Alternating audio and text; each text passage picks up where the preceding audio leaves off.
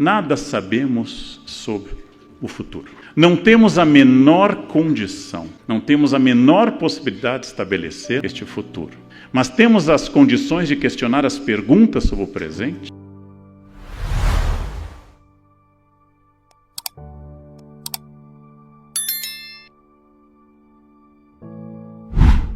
Eu não posso prever nada sobre o futuro, apesar de ser essa a tentação de todo jornalista que me entrevista. Professor, como ficará o Oriente Médio na próxima década? Se eu tivesse essa resposta, minha renda seria outra. E a minha posição na geopolítica mundial também seria outra. O futuro pertence aos profetas, aos jogadores de búzios, aos astrólogos, à turma do tarô. O passado pertence ao historiador. E a todos nós que vivemos entre o diálogo do passado, que se esvai, como na metáfora de Agostinho, no capítulo 11 da Cidade de Deus, e de um futuro que nunca chega, nós vivemos num momento em que ninguém sabe o que acontecerá. Quando eu comecei meu doutorado, fim do século XVIII, mais ou menos, recebemos uma visita na Universidade de São Paulo de um líder sindicalista. E esse líder sindicalista é convidado pelo diretório acadêmico. Lembrem-se que socialismo é um fenômeno que sobrevive em Cuba, Coreia do Norte e diretórios acadêmicos de humanas. São os locais mais fortes do socialismo.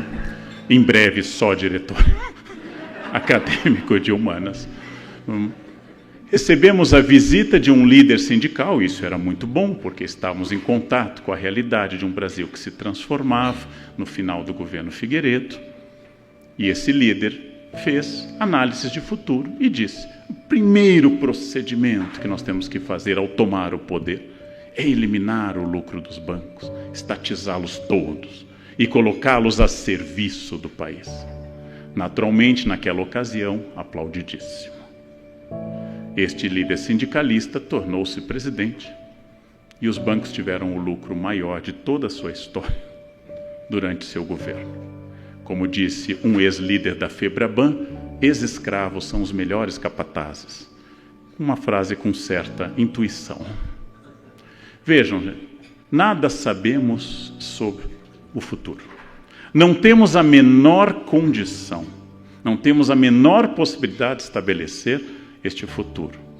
Mas temos as condições de questionar as perguntas sobre o presente e entender que eu não sei o que ocorrerá em 10 ou 20 anos, mas as pessoas mais bem preparadas estarão em uma posição melhor para fazer novas perguntas.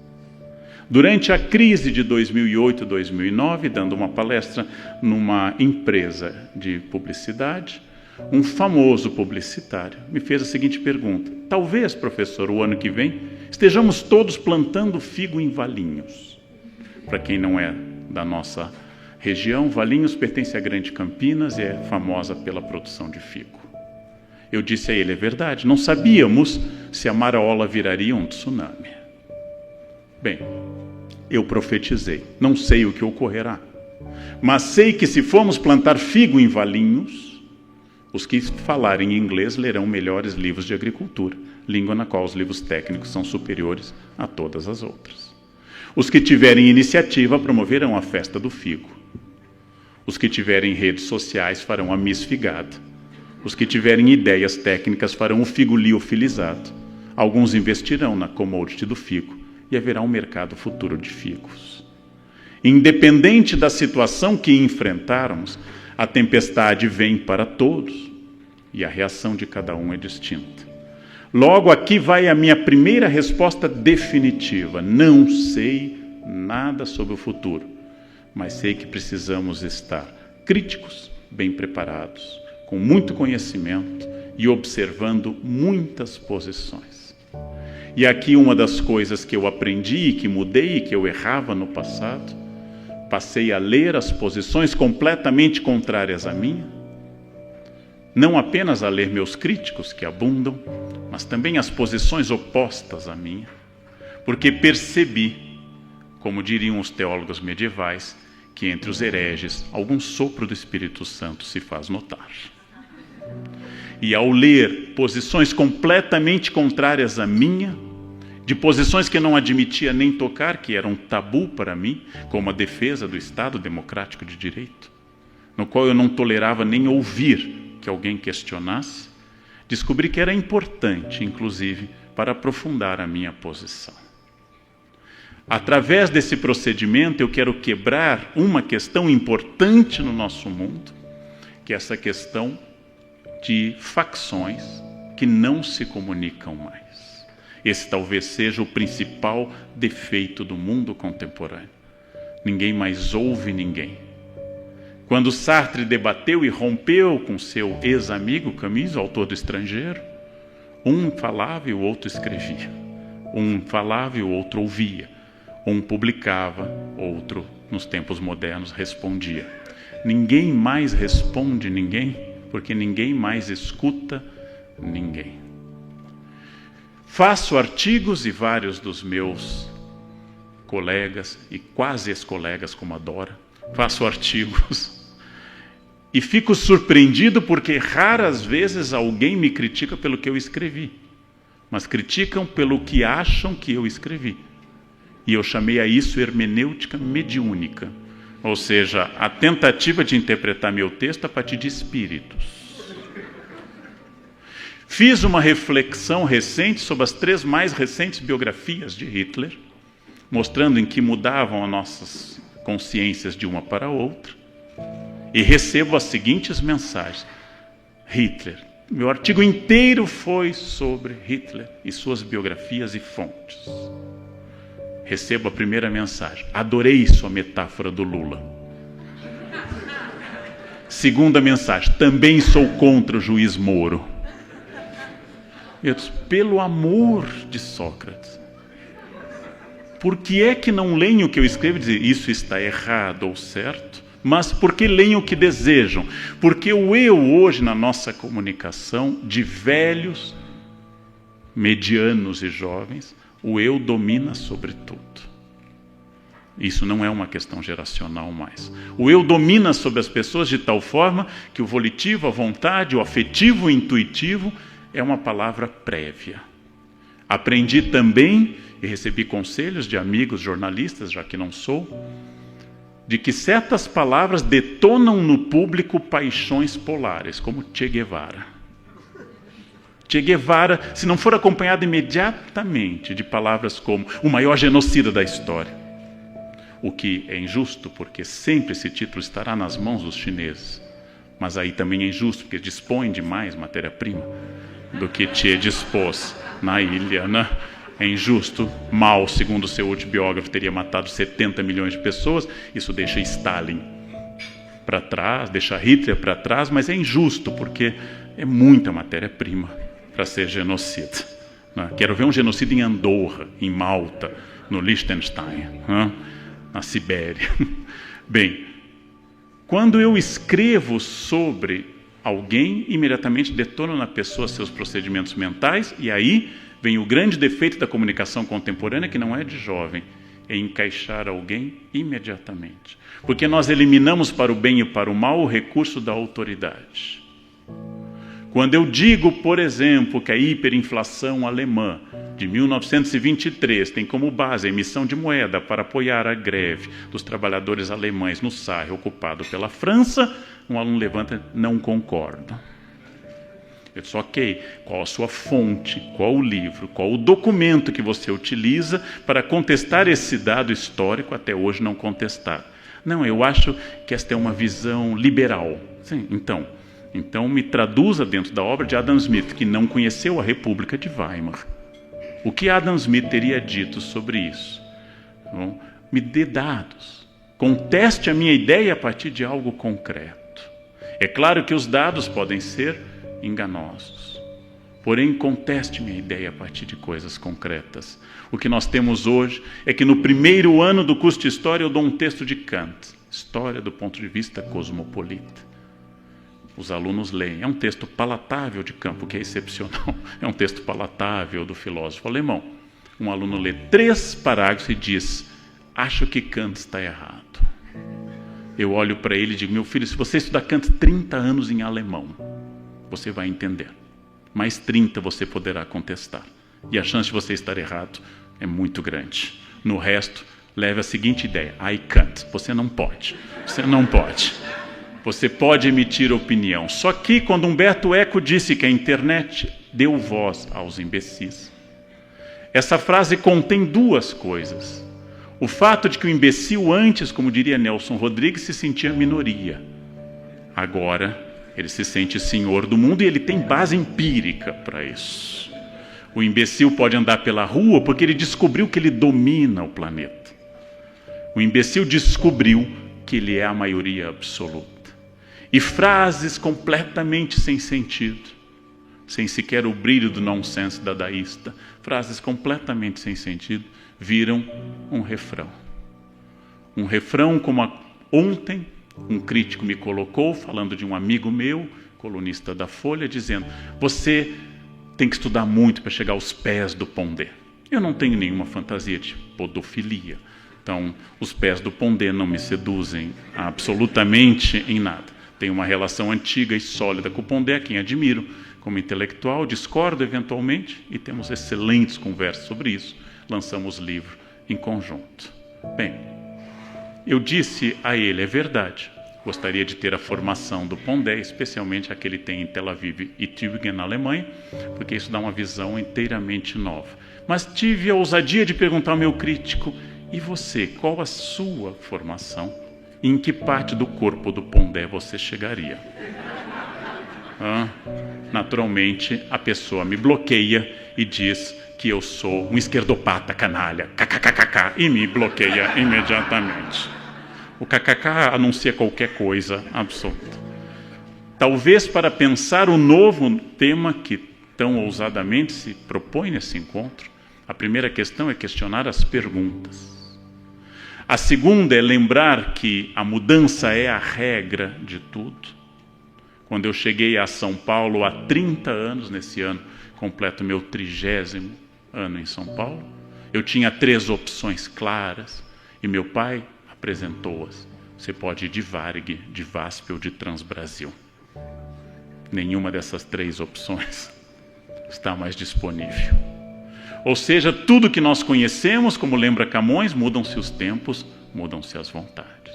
Tudo será transformado e eu tenho que ficar mudando a pergunta e parar de construir a melancolia de uma era dourada, que os historiadores tanto estudam, a construção de um passado glorioso.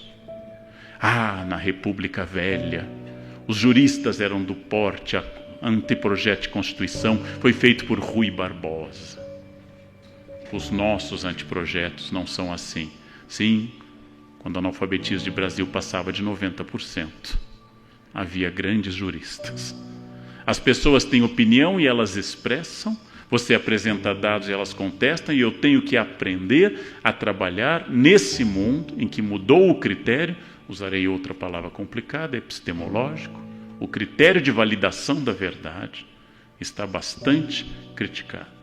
Prevalece o adjetivo sobre o substantivo e as pessoas não se escutam mais. Para encerrar, eu diria que reformular as perguntas, não criar a nostalgia do passado, aprender a ouvir meus críticos e, por fim, formular algo que seja inteiramente novo, mantendo aquilo que não muda. E uma das coisas que não muda é a frase do famoso Francis Bacon, com a qual eu encerro essa fala. O que nunca muda e nunca mudou é dito por um filósofo inglês, por sinal, afastado do cargo de juiz por corrupção. Francis Bacon, o famoso Chico Toicinho. Francis Bacon disse, no início do século XVII, conhecimento é poder. Isto nunca mudou na história. Conhecimento é poder. Quem lida com o conhecimento, informação, cultura, poder material, sabe que saber é poder. Então não se trata de qual resposta eu vou encontrar, mas de qual pergunta eu vou formular. De qual nova pergunta eu vou fazer para encontrar uma nova resposta. Conhecimento é poder. Quando eu tenho uma nova atitude, um novo enfoque, eu mudo. Durante 300 anos na cidade de Górdio, todos tentaram desatar o nó, já que a profecia dizia que quem desatasse o nó governaria a Ásia. Alexandre olhou e viu que todos tentaram da mesma forma. pegou a espada e cortou o nó ao meio. Não se trata de dar uma resposta a um enigma conhecido, mas perguntar qual a base, a arquitetura e o andaime desse enigma para dar uma outra resposta. Como dizia Bill Gates, se eu perguntasse aos meus clientes, citando Henry Ford, o que eles queriam, eles teriam dito cavalos mais velozes, e eu dei o Ford T. Às vezes não é exatamente o que as pessoas querem, mas o que nós podemos perguntar que façam elas desejarem mais e melhorar. Esta é a nossa contribuição, inclusive, para a cidadania de um país tão atacado ultimamente nas suas bases estruturais e que só continua existindo porque vocês e eu continuamos acordando cedo, trabalhando e fazendo o que devemos fazer, senão já teria desabado por completo. A vida ética é a vida mais reta, mais feliz, mais tranquila. Aristóteles associa o bem e o bom ao belo, e o belo à felicidade de uma vida reta, vivida na polis. Aristóteles acha que as pessoas éticas são mais felizes do que as pessoas do mal, porque as pessoas do mal vivem intranquilas, ainda que possam ganhar mais ou algum benefício. A luta pela ética tem que ser necessariamente permanente, senão ela não é válida. Ela tem que ser. Você tem que chegar ao fim do dia com essa resiliência insistente, conseguir mais uma vez, mais um dia. Eu consegui hoje, eu consegui o que eu deveria fazer. Ela é permanente. A natureza humana não é essa. Para isso eu preciso pensar diferente, para isso eu preciso pensar fora do que todos estão fazendo. Mas todo mundo está fazendo isso. Não importa. Isso absolutamente não importa. Eu só vou prestar contas à minha consciência. Se eu for religioso, minha consciência é Deus. Se eu for apenas filosófico, a minha consciência, que me dá tranquilidade, me deixa mais feliz, me deixa mais inserido em uma ordem maior. É melhor viver em ambiente ético do que em ambiente não ético. É mais tranquilo. Você tem mais segurança. A insegurança, a agressividade, a fofoca, o desvio de verbas, ela vai tornando o ambiente envenenado e a vida não vai explorando o melhor de cada um. Nós vamos destruindo esse ambiente. A ética pressupõe coragem. Geralmente, o ladrão é um covarde que optou pelo caminho mais curto. Ética pressupõe coragem. Coragem é uma decisão. Em Aristóteles, a coragem não é a ausência do medo. Aristóteles desconfia das pessoas que não têm medo. Quem não tem medo não tem consciência dos riscos. Se você vai sair à noite e não tem medo, ou você nunca leu um jornal, ou está sob efeito de alguma coisa. Sair em São Paulo à noite é uma aventura. Vou voltar? Depende. Depende onde eu vou, com quem, qual meio de transporte e assim por diante. A coragem não é não ter medo. A coragem é pegar o medo e carregá-lo. A pessoa que tem medo de avião e anda de avião, eu admiro muito. Eu ando de avião todos os dias, pego as pessoas que pegam na poltrona, quase arrancam a poltrona. Ou são tomadas superstições. Há pouco uma senhora da poltrona 13 quis trocar comigo, que estava na 12. Eu, por que, senhora? Porque 13 é o número de azar. Eu disse, minha senhora, se o avião cair. A poltrona 13, a 12, a 11, a 14.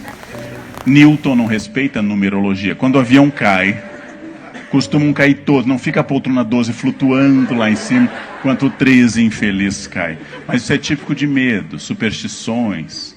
Abandonem isso. O que é ser corajoso? Eu pego o meu medo e vou adiante. Eu pego o meu medo de perder o emprego, eu pego o meu medo de perder quem eu amo, eu pego o meu medo de ser assaltado, eu pego o meu medo de ser atacado e vou. Com prudência, mas vou. O que é uma pessoa corajosa? Que tem o seu medo e leva adiante. O que é uma pessoa covarde? Que é dominada pelo seu medo.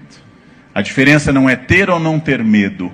A diferença é o que eu faço com ele. Admiro aquele aluno que na faculdade é tímido e vai lá para frente e faz o seminário. Treme, sua, baba, mas faz o seminário. Eu admiro muito essas pessoas.